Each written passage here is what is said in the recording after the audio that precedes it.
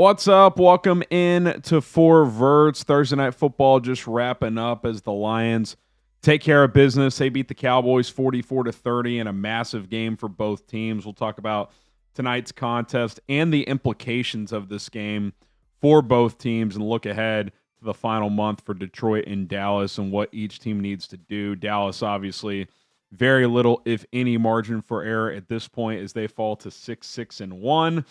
Detroit improves to 8-5 with the win. They are now a game and a half back in the NFC North, behind the Packers and the Bears. And then the Cowboys at 6-1. They got some work to do. But let's get into this game first as Detroit pulled away 44-30. And, a lot of this game was won in the first half and then early in the second half for Detroit. They forced 3 first-half Brandon Aubrey field goals and led 20-9 at halftime. I thought Brian Schottenheimer made a fairly critical error at the end of the first half where the Cowboys had, I want to say, a 3rd and 18 at around midfield and completed a 13 or 14-yard pass to get it to 4th and 4 and with about a minute left. And instead of letting the clock wind down to 30 seconds and then take a timeout, they trot the field goal unit out immediately. And the reason this was a mistake is not necessarily because they chose to kick the field goal. If you come to that conclusion, that's fine. But the second Shoddy trots the field goal unit out there, Dan Campbell rips a timeout with 55 seconds left. If you leave the offense out there and at least act as if you're considering running a play, well, you can do a couple things. 1, you can hard count, try to draw them off sides. 2, you could have just gone for it, which I would have been in favor of because tonight was not going to be a game you were going to win with field goals. Or 3, you could have just pretended you were going to run a play, maybe try to hard count, but you have no intention of snapping it unless they jump off sides. And then you take a timeout with 1 second on the play clock, and then you bring Brandon Aubrey out. But once Dan Campbell saw Shoddy send the field goal unit out, he took that timeout. And so what happened? Well, Brandon Aubrey made the field goal. Great, 17-9. But it gave the Lions enough time to get back into field goal range themselves and take the 3 points right back at the end of the first half to lead 20-9. If you run that down to 28 seconds or whatever, the Lions' chances of scoring, they cut in half probably. They probably go from 40% to 20%. I thought that was just kind of, it's a next-level thinking thing. Not that Brian Schottenheimer isn't capable of going through that thought process, but I think he kind of was just like, well, I'm just going to kick the field goal, which he still could have come to that conclusion, but he didn't operate it properly, if that makes sense. So that was a killer. And then Dak has the ball dropped by the receiver, or the corner tips it up, or whatever happened. It was kind of a bang-bang slant to start the second half. Lions run it back inside the 20 and then score a couple plays later to go up 27-9. And the Cowboys were just playing catch-up from there. To their credit, they were able to do so. They cut it all the way to 30-27 with about, I want to say, 3:50 left, 4 minutes left, whatever the case was. And, we're sitting there thinking, or actually, I think it was more time left. Yeah, it was definitely more time. It was like 7 minutes left. And we're thinking, okay, can Matt Eberflus find one stop? And the answer was absolutely not. The Lions scored in 3 plays to go back up 37-27. The Cowboys then drove down, kicked a field goal to cut it to 7 with 3:50 left. But then, again, couldn't get a stop. Lions score, and Dak is picked off late with about a minute to go, and the game was out of reach at that point anyway. Lions win 44-30. Monster game from Jahmyr Gibbs, had like 77 receiving yards, 45 rushing yards, 3 rushing touchdowns. Did he tie Barry Sanders, or he's one behind? I can't remember. He might be tied now for the most touchdowns before the age of 24 in the NFL, in the history of the NFL, with 47. That's the record. I can't remember if he got to 46 or 47 tonight. Whatever it is, he's going to break the record. Really impressive. Jared Goff was efficient as well. Amon-Ra St. Brown, kind of a tone setter, didn't practice all week and just gutted it out. Had the big touchdown late in the game. Um, or was it a touchdown? Whatever it was. Big catch to put him in position. I can't remember if he actually was the one who scored or not, but I thought that was kind of just an emotional lift for Detroit to see number 14 out there. And on the flip side, George Pickens, as good as he's been this year, this was kind of, lackadaisical George tonight.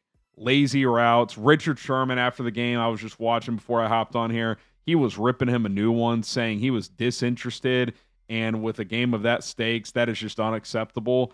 I completely agree. I mean, that type of game tonight is the difference in getting $85 to $100 million guaranteed or just having the Cowboys franchise tag you, because a game of that magnitude, CeeDee Lamb leaves with a concussion, does not return, and you're kind of half-assing it on some of these routes.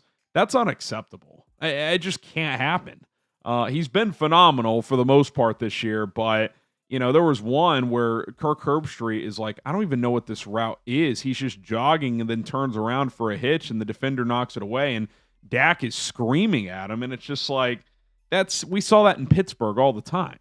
And it hasn't really been an issue this year, at least that we've seen. But tonight, it kind of crept back up. It's like, are you interested in playing tonight? Because your season's kind of on the line. So that was disappointing. For the first time since the Quinnen Williams trade, he was a non-factor. Eberflus's defense got destroyed tonight. No answers whatsoever. So yeah, just not very good at all from Dallas's defense. I thought Dak battled and gave him a bit of a chance late in the game, but Detroit was too dominant tonight.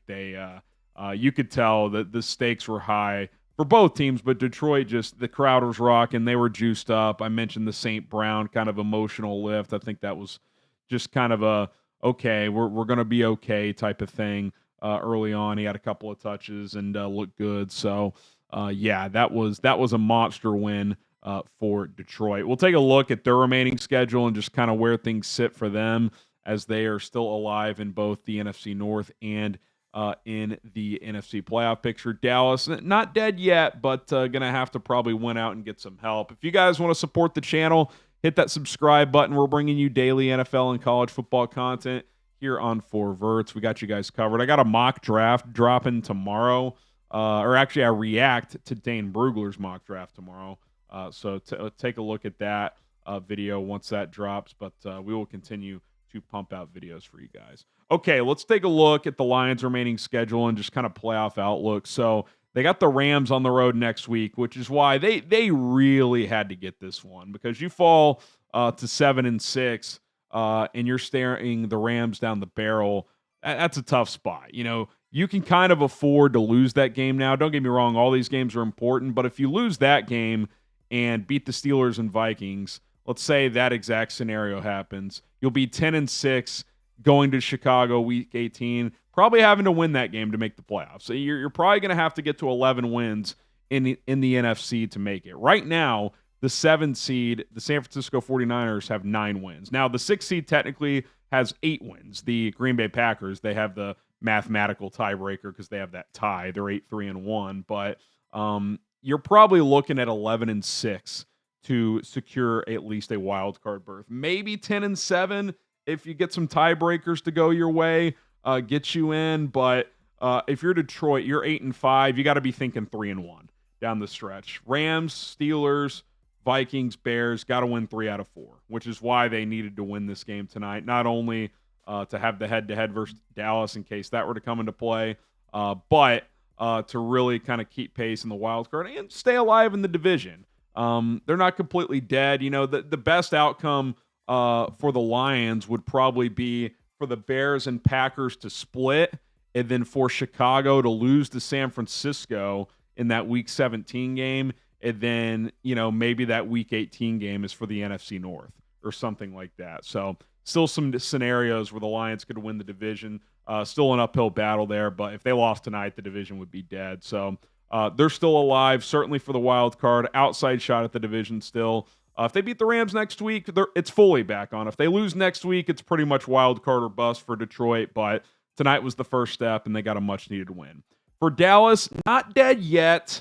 Wild card's going to be tough. It's still probably just the NFC East. They really need to get help from the Chargers on Monday night. If the Chargers beat the Eagles on Monday night, Philly falls to 8-5. The Cowboys 6-1. This remaining schedule for Dallas is very manageable. You get the Vikings at home, tough defense, but they're really struggling on offense with their QB play. Chargers, you get them at home. Not a gimme, probably a coin flip game, but you get them at home. And then you go to Washington and New York. Road divisional games, never a gimme, but those are 2 games they should win. If they can get through the Chargers game, they have a chance to run the table. And if they run the table, they'd be 10-6-1, which means Philadelphia would have to get to 11-6 to win the division, meaning they would have to go 3-2. Well, let's say Philadelphia loses Monday night to the Chargers. Jalen Carter's not going to play in that game for the Eagles. Justin Herbert is going to play for the Chargers. That game's in LA, cross-country flight. I kind of like the Chargers in that game. So let's just say the Chargers win that game and the Eagles fall to 8-5.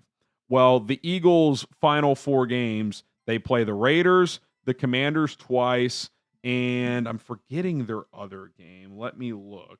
Obviously, they're probably going to beat the Raiders, but if Washington can get them once, and by the way, Jaden Daniels is coming back, that's not an impossibility. And then they go to Buffalo in Week 17. So the path for Dallas is as follows. They win out, get to 10-6-1. Philadelphia splits Washington. Let's give them the Raiders game, loses to the Chargers, and then loses to Buffalo. That would get them to 10-7. So Philly goes 2-3 in their final 5. Dallas goes 4-0. That's probably the only way they get in. I don't see the Cowboys getting into a wild card spot at 10-6-1. I think they're going to have to get to 11-6.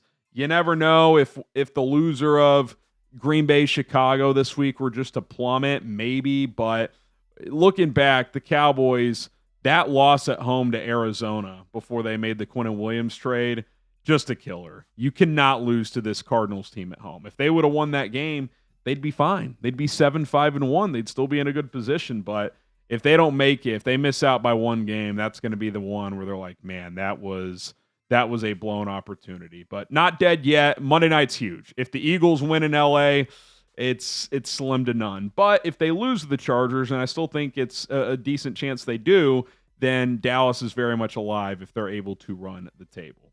All right, that's going to do it for this edition of 4 Verts. Appreciate everybody for tuning in. Like I said, support the show, hit that subscribe button, and we will see you guys soon. We react to Dane Brugler's mock draft tomorrow, so be on the lookout for that. Hopefully everybody has a fantastic weekend. Other content to look forward to Saturday night, unless something comes up, we will have my final college football playoff bracket projection because the CFP 12-team playoff will be announced on Sunday. So we will react to all the championship games from Saturday, and I will project the playoff bracket for Sunday. So that video will come on Saturday night. So be on the lookout for that. Appreciate everybody for tuning in. We will see you guys next time here on 4 Verts.